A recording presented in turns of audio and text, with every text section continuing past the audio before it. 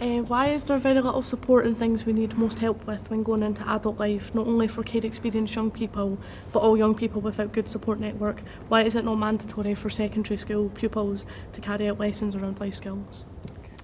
That's a good question. I mean, I'm always open to views of young people about whether there should be more emphasis on certain things in school. I mentioned earlier on when we were talking about the curriculum, in Scotland we don't have what's called a statutory curriculum, so we don't lay down mandatory things that must be done.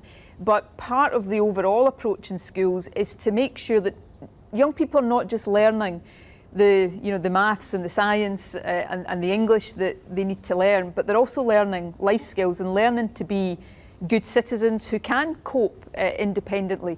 I think our schools, by and large, do a good job with that, but if what you as young people are saying to us is that there needs to be more of an emphasis on these things in schools, then we have to listen to that and we have to respond to that. Katie, do you think that there should be more of an emphasis on life skills in school? I think there should be, because there is a lot of young people coming out of like care and just like young people in general, so they've not got like the proper experience because some parents aren't able to teach them, or even carers, so they're going into adult life and they're not going to know how to do the simplest things that any other person could.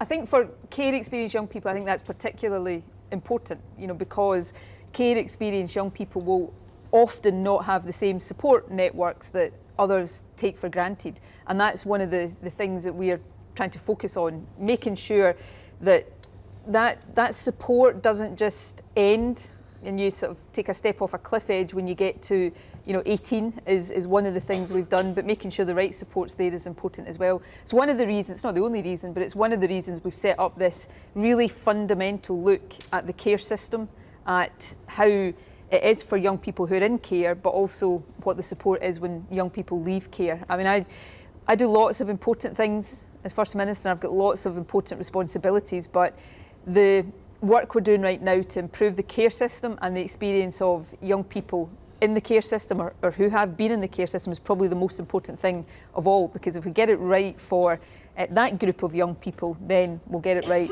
more generally as well. Okay, Katie, I'm sorry to pick on you again, but let's talk about these life skills. What sorts of life skills would you like to see being taught and being brought in? Well, one of the main things would probably be for a young person is most young people won't know how to pay their bills maybe, or even just simple things like cleaning their house or being able to work a cooker. It's from like the simplest things to like maybe the biggest things that they're not going to know what to do. Yeah, being able to work a cooker is one of these life skills that I missed out on when I was younger, I think, as my husband would tell you now. But your point is absolutely right. And I think it's important for all young people, and particularly for care experienced young people. And you're right to focus on schools, but I think we've also got to remember it's not only something that we've got to make sure schools get right. We've all got a responsibility to look after and properly equip young people as they come out of the care system so that they're able to live independently and enjoy life and fulfil their potential.